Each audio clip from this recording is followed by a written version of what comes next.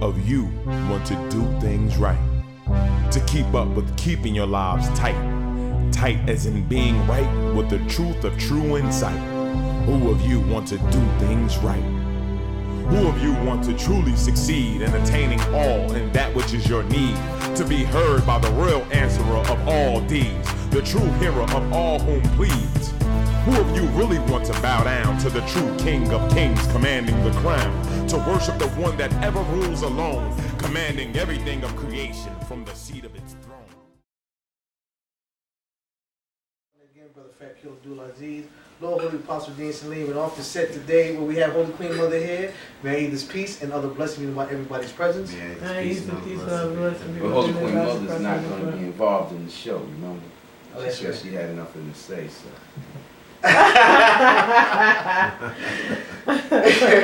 I get played, huh? Nah. Yes, I am. She said she is not going to have anything to say, so we're going to hold her to her word. I didn't say I wasn't going to have One thing I easy though, those who watch this program, man, easy peace and other blessings about your presence as well. Thank you for tuning in. It's always a blessing to sit here, like I said, as always, sitting with the messenger of Ahezaah, you know, Holy Queen, my brother. And Ahezaah always gives us good, stimulating conversation. One of the things I thought about this evening's show is about how Ahezaah has come down into the worlds of mankind in this hour of the day.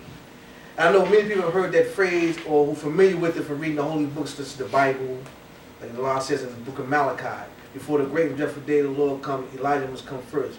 Now we're in the hour of the day of the great and dreadful day of the Lord. And the Lord is present in here now. And we say that numerous times throughout the program, and in all the writings that I either send down the Holy Apostle, it is always mentioned this day of requital, or requital, or requite that's been sent down today. But we'll try to go a little bit deeper, if the Lord so wills, to a deep understanding what I either mean by coming down in the worlds of mankind this day. You know, my brother, Holy Apostle, Holy Queen. When we came across the type, you know, that concept, what does it mean? When Ahezaah says it comes down, Allaah says it comes down as the world of man's day. It was added to the question was, how do you say that the Lord, the Supreme Lord, has come down in the world of man today, when it's given to us to understand that the Supreme Lord is at all places, at all times, has been here all along. So what is specifically meant, you know, for the audience and for the people at large when they hear that statement? You asking me, or you going to tell us? That's what I'm, Lord. that's what I'm waiting for. Yes, sir. This is always an asking show audience, and understand that this is just No, it's not. class for us. No, that's you the co-host of the show, so you have the co-answers. And You know. do you have an answer for that? Best as I can. Okay, let's share. get with your best. Best as I can attempt to share right now is when the Supreme Lord is when it's come down into the world of man this day. It's said that way to say that it's come into more of a point of clarity for people. It's come into the world of our thinking, something that we can finally relate to, people can relate to and understand, and not have any questions about once the word is given to them. You know, questions that they may have had from the time that they were children to whatever times, you know, in their lives. You know, and now the Lord is making himself clear. I'd like to try to answer the question. Oh, you want to get involved in the show? She wants to get involved in the show. Okay, audience, Holy Queen Mother Ahezaah. My interpretation is that the Lord, when Allah said that it has come down in this day, that means that it has sent a warner, a final warner for this day and time, to gather up those who would be on the right side and to warn those who would continue on in their transgressions, to make it clear that that time is nigh. Okay, let me put it in these words. We as creatures of life, our whole world, all our worlds is worlds of illusions.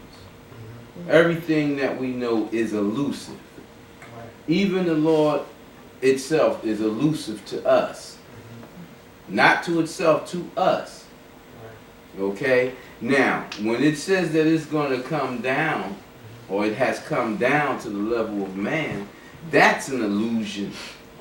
Right. Because it is ubiquitous. It is at all places at all times. Right. And everything, the essence of all things. The illusion is the fact of the matter is that it's alluding to what it does in raising us up.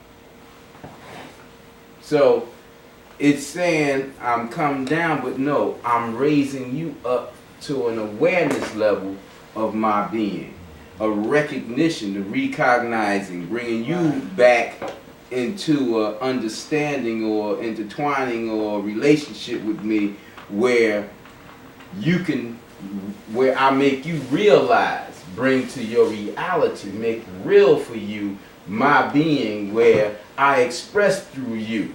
And as I express through you, I will cause you, if I favor you, if I desire to, I will cause you to be able to understand, to stand under what I'm saying, to be able to relate, to be able to become relative to what I'm saying in your mind, in the awareness that I give you. So everything hinges upon the Lord itself. When I say hinges upon, everything is connected with the Lord itself.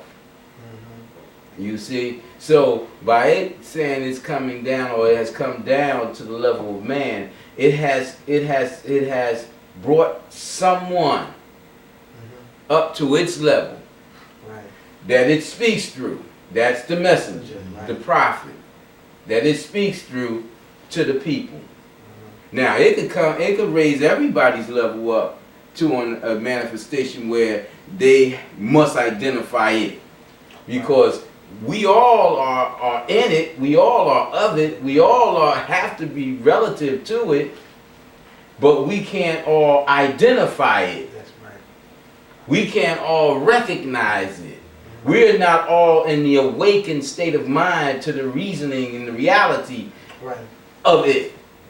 It is the one that causes us to, those whom they choose, to be in those states or stations of being, of mental being. So in that, it comes down, or it raises us up. And then the other thing is it comes down to our world on the exterior, where it will make large groups of people recognize it by its destruction or by its favors, blessings. You see, in the material world, our outer world of recognition. You see, so when it says to a messenger, tell them that I'm coming to destroy them, it has come down or raised this messenger up to recognize, to hear, and to speak its words. Then it manifests on the outer forms to all the rest of the people without speaking to them, but showing them and through its acts, which is in a language of its own. You know, this is the answer to what my messenger said. This is the answer to what you thought. Boom. In action. See, people, one of the things that He blesses you to do in your writings that He gives through you is that you say, I am the voice of the Lord. I am the pen in the hand of the Lord. You know, and people hear that because it is utilized you as an instrument, like we write with a pen on a piece of paper. It writes with you, through you, its words of guidance in the form of law books or covenants, you know, books of information that you sit down, that you disseminate to people, so they can come to an awareness about the Lord being here and present now. So people now realize that you are the messenger, that you are the messenger prophet, and that people all the time heard the term messenger prophet. There are some prophets, all prophets are not messengers. You know, and that was the thing all the time. All messengers are not prophets. All prophets are messengers. Ahezaah caused me to say messenger prophet because you hear about messengers and you hear about prophets today. you know, it's just like Muhammad, when he came, he made it a point. Allah made it a point to say that he is not, he begets not. Right. Because the Christian world had fallen into the error of thinking and saying that Jesus was begotten of the Lord. Right. So Allah made a point to say, I beget not. Right. You know, I beget none of my creation. I say be, right. And it is because creation itself is mental. Right. It is of the infinite living mind of the Lord, which Moses made clear. Right. But you had the people that came behind it and obscured it again to say that this thing is something physical, right, that has a body or can manifest the mechanics of begetting something through the act of procreation. Right. When it is beyond everything that we can fathom of being. No matter what you think about it, it's greater than that. That's right. You see? So it is made a point to say, messenger prophet through me. I'm a messenger prophet, but actually I'm a warner. Right. I'm a covenanted prophet, or a covenanted messenger, meaning I have the divine covenant within me that has been placed in me, and I'm a warner to the people. And in my warning, I give messages of the covenant and of the warnings that there's a threat on the people, or there's favor for the people. You see, and I'm a prophet because I tell the people what is about to happen, just like we talked about what's going on in 2008, 2009. We talked about this in 1995, I talked about it in 1996, 97, but more specifically for you all in 1998. Right. Saying these things are going to happen in these particular times and what have you, and here they come. You know, this and so many other things that have, you know, come about in the United States and in different parts of the world. Right. Lord Apostle, just to piggyback on with your terminology, Brother Dries, the Holy Apostle being the pen, right? The pen of the Lord, you know. It comes to mind that effectively you are the word of the Lord. And you think of the mind when the Christian world talks about Jesus being the word of the Lord, and it being described in the Quran, he being the word of the Lord, and Muhammad being the mouthpiece of the Quran, you know, literally. A clearer understanding for the people today. When they talked about Jesus being the word of the Lord, that's going back to the Lord saying, be and it is. Be and it was. Because again, I say that the Lord is an infinite living mind. We can only say it's an infinite living mind because we know that it has action, activity, words, you know, voice. And it voices its commands and then shows what it voices. You see, if the Lord would always speak after the fact, we couldn't say that's the Lord.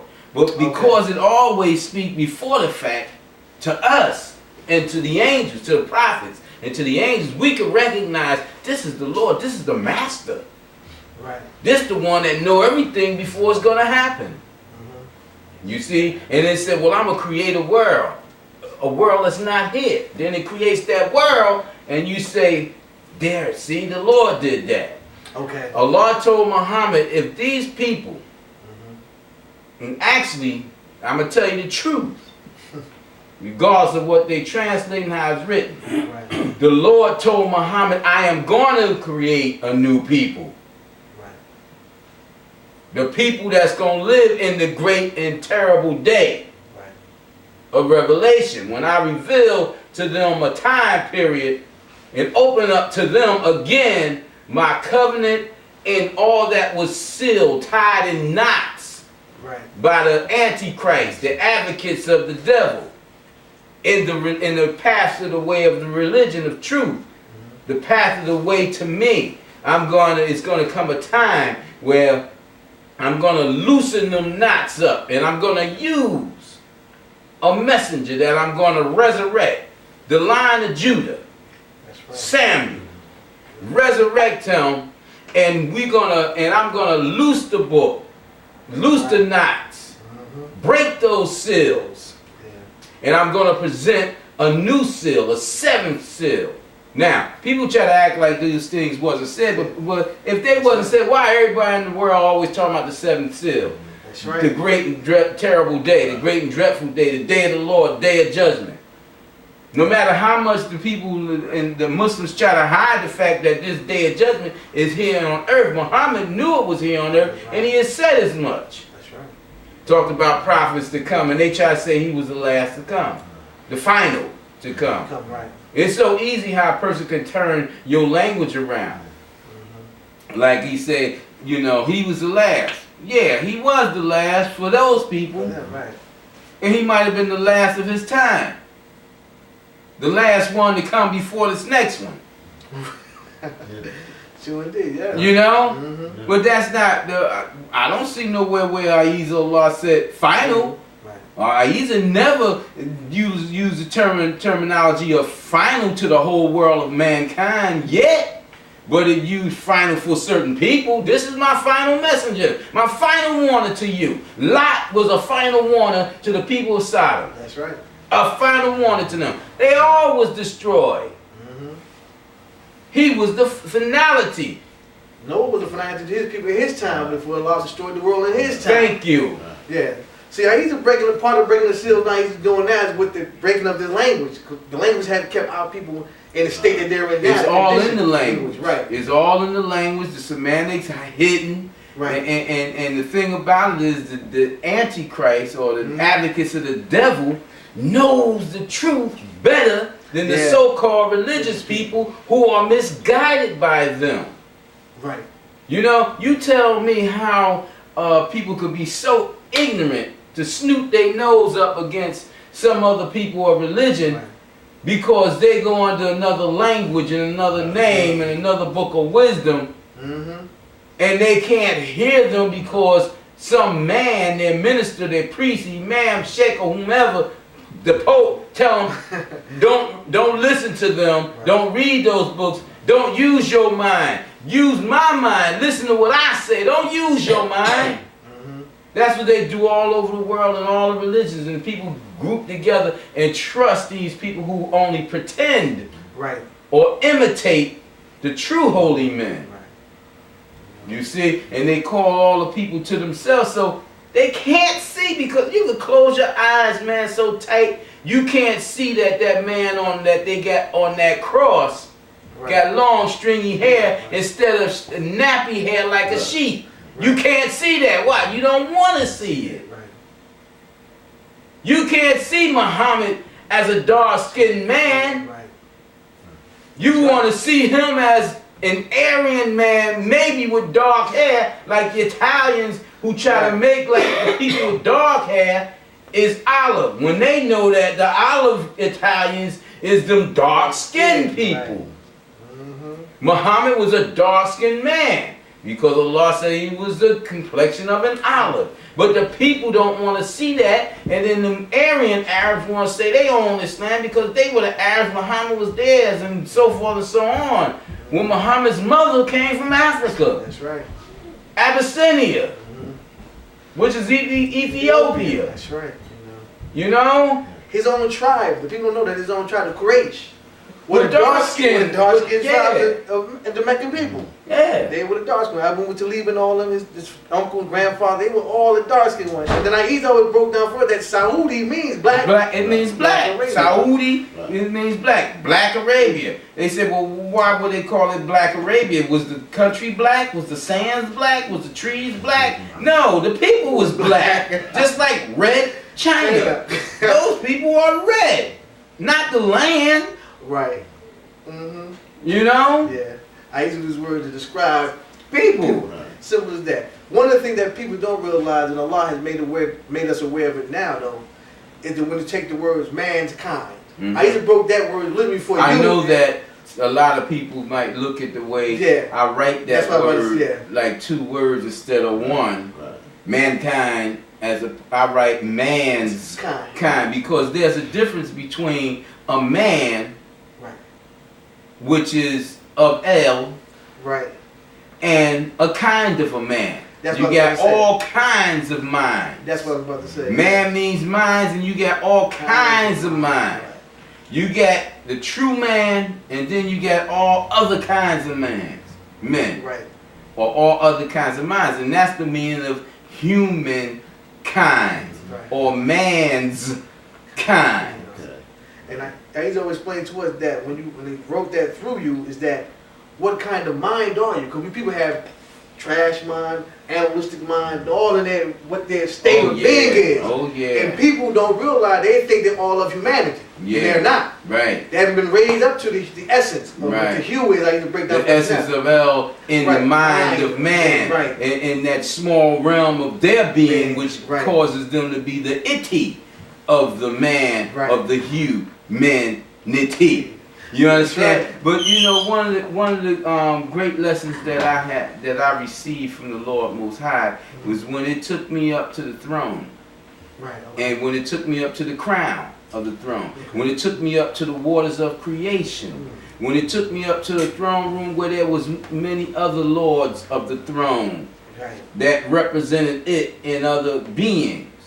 Right. You know, when it took me to into the void of itself, and when it took me into the light of its Christ, when it took me into the supreme, holy, supreme, pure darkness of the infinite existence, you know, and all these different places that it took me, you know, even when it took me into the realms of colors, you know, in the astral realm, the ethereal realm, the ethereal realm, and the realm of ethers, and the highest realm of the ethereal, where the soul stands above it, sits above it, you know, and a place where there's a company with the supreme being alone, the supreme essence and being of itself. You know, I recognize, I forgot another place, when it took me to the hells, the various numbers of the hells and the various numbers of the paradises. In all those places it took me, I realized, and I searched myself as a human being. I looked for my body. And it taught me, the great lesson that I received was that we are minds. Right. Yeah, we stuck in this flesh body, but Right. we are minds. You understand? And I'm going to tell you something. I could cut off your arm. And if the Lord don't let your mind recognize that your arm is cut off, you won't feel it.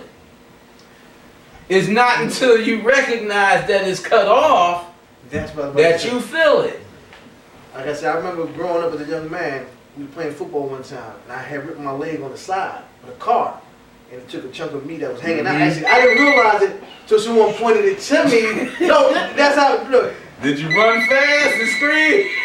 Now I've been made aware that this part has been, Right. now I'm like, oh, now, but before then, I was going to the huddle, next play. For the next play. And they said, look at your leg. See? Right. And then when you started talking, I'm like, I had a realization in that sense, in that moment. I said, wow. Everything is You don't even feel it. It's you know. how the medical community, everything is experienced in the mind. You touch something, you got nerve sensations that take Right, the mind right. registers. Once the mind, the mind have to recognize it. And when the mind recognizes it, the pain is a blessing for us in a sense. Right. You know, there's two sides to everything, Right. and pain, one side of pain is a blessing.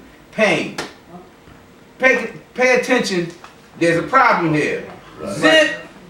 Oh! Everything marched down there to repair.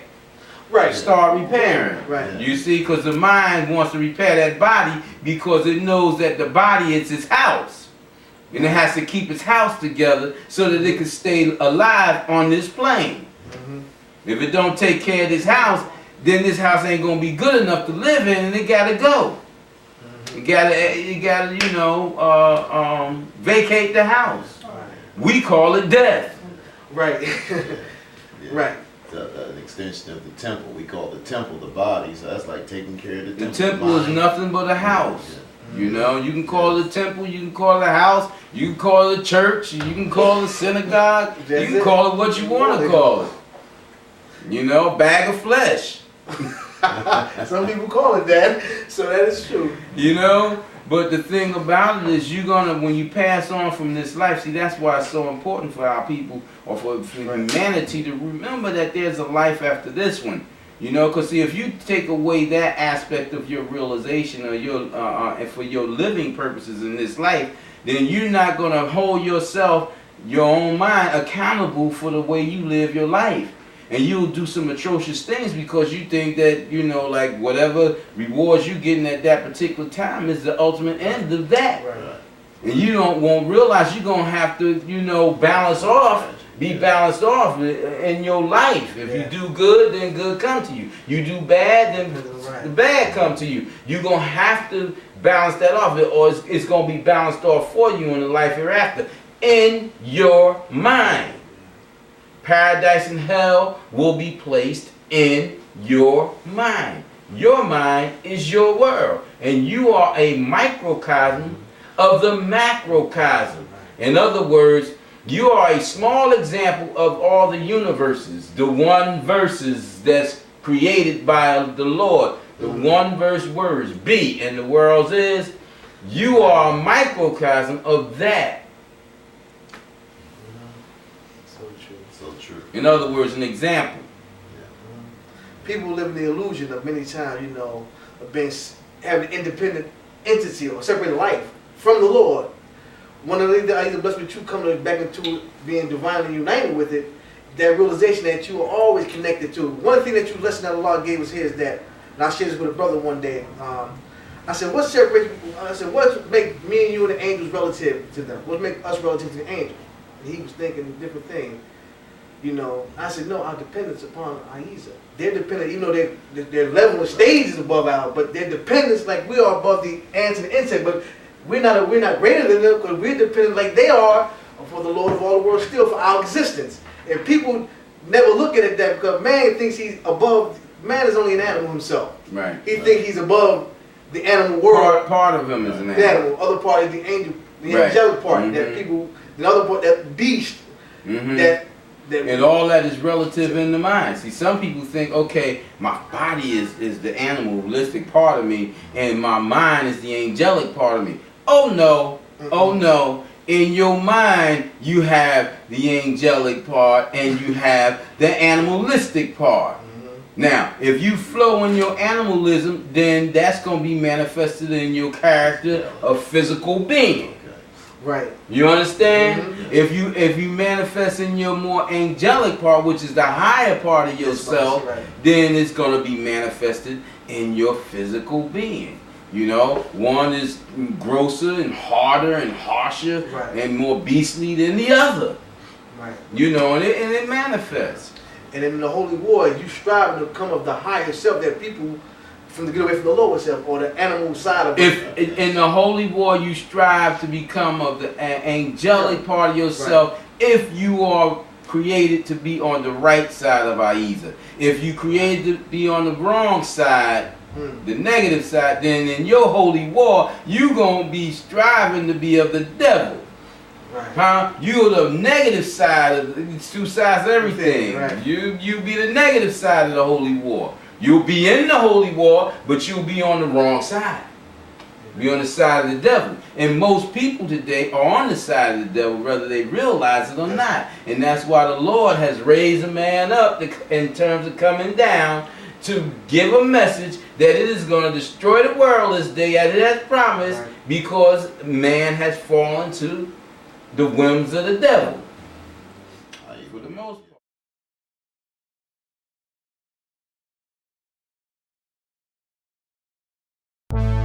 Who of you want to do things right? To keep up with keeping your lives tight. Tight as in being right with the truth of true insight. Who of you want to do things right? Who of you